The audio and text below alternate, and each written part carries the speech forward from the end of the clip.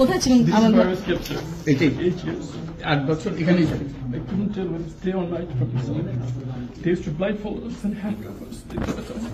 In the night, they used to handcuff us at the back.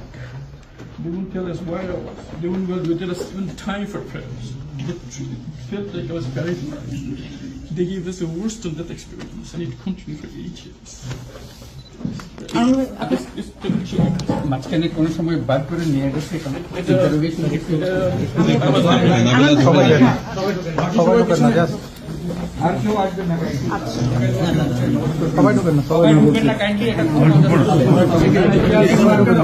দুই তিনটে camera যান camera যেতে দেন camera যান ক্যামেরা যাক camera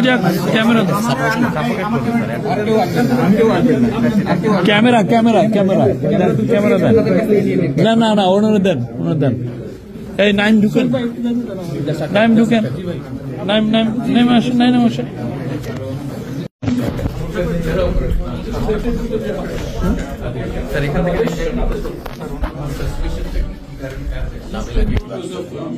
work and strength and particularly international community should take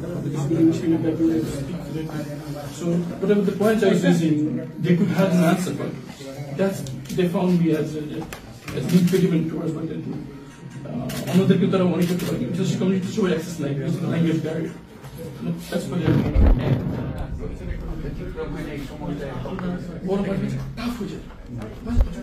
এরকম হতো যে 24 ঘন্টা চোখ বেঁধে হাত বেঁধে বসে রাখতো, উঠে দিতাম দাঁড়াতে দিতাম, বলতো যখন খুলতো কেন স্যার আসলে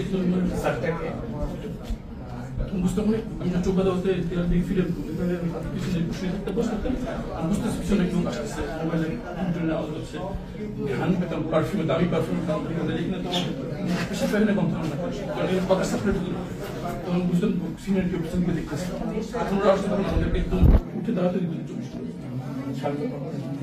আমি তো পরে যেতে বুঝতে পারলাম যে 6 তারিখ ভোরে মানে 5 তারিখে সে 6 তারিখ ভোরে আমাদেরকে যখন আমাকে বের করে আমি মনে করছি waiting for a gunshot and that getting family জানতে পারিনি বেঁচে for 8 years my daughter